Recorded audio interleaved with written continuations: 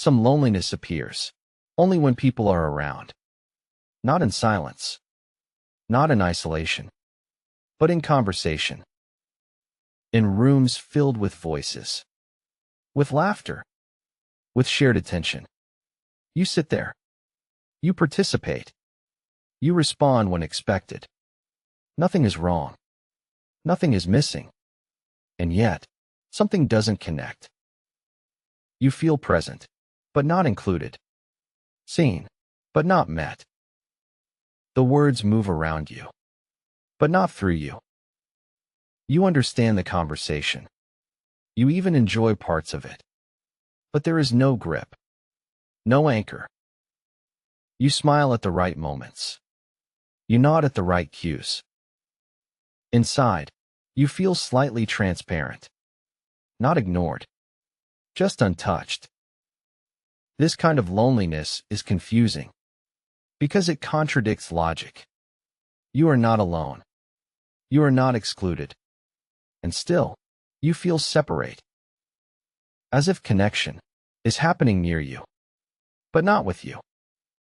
You begin to wonder what everyone else is tuning into, what frequency you missed. Nothing dramatic, nothing obvious, just a quiet gap that no one else seems to notice. And because it's quiet, you don't talk about it.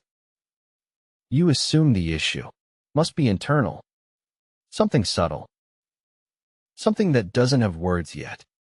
You look around and try to locate the difference. What are they doing that you're not? They seem relaxed, unfiltered. They speak without rehearsing, react without checking themselves. You notice how easily they occupy the moment, while you remain slightly outside of it. Not judging, not detached, just observing, instead of entering. You realize this isn't about shyness or fear. You can talk. You can engage. The issue is subtler. You are present intellectually, but emotionally, you hesitate. You wait to feel in, to feel aligned, to feel safe enough, to fully arrive. Others don't seem to wait for that signal. They arrive first. They allow the moment to shape them instead of evaluating it. You notice how much energy you spend monitoring yourself, your tone, your timing, your expressions, your reactions. It's subtle, but constant. A quiet self-awareness that never turns off. And self-awareness, when uninterrupted, creates distance. Not because it's wrong, but because connection requires a moment of forgetting yourself. You start to sense it. The gap isn't between you and others. It's between you and the moment itself. You're always slightly ahead or slightly behind. Thinking about what you just said or what you should say next. Rarely fully inside what is happening now. This is why crowds can feel lonelier than solitude. Why noise can amplify separation. When you're alone, there's no expectation to connect. When you're with others, the absence of connection becomes visible. And because nothing is wrong, you blame yourself quietly. You assume everyone else has access to something you don't. A switch, a comfort, a way of being that feels natural to them. You don't envy them. You just want to understand how it happens. But understanding is not what creates connection. Connection happens when you stop checking whether it's happening. And that's the paradox. The more you look for it, the further away it moves. At some point, you stop trying to fix it. Not because it's solved, but because forcing connection only makes it thinner. You notice something small. Moments when you forget yourself. Not often. Not on command. They happen unexpectedly.